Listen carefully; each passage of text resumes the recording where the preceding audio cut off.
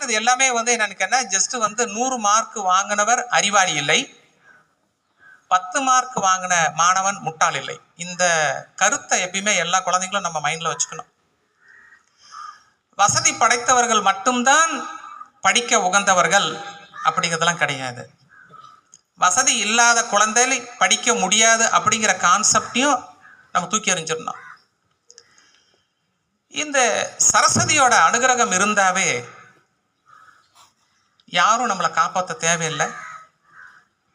நம்ம கையில் வச்சிருக்க பேனா ஒன்று போதும், வாழ்நாள் முழுவதும் நமக்கு சாப்பாடு போடும். டீச்சர் சொல்றாங்களே, வாத்தியார் சொல்றாங்களே அப்படிங்கிறது நம்ம படிக்க தேவையில்லை. அவரவர் வேலையை அந்தந்த நேரத்தில் அந்தந்த காலகட்டத்தில் செஞ்சு முடிச்சுட்டா வாத்தியாரே டீச்சரே நம்மளை good morning Saranya, good morning Shanthi, good morning Gokila அப்படின்னு சொல்லி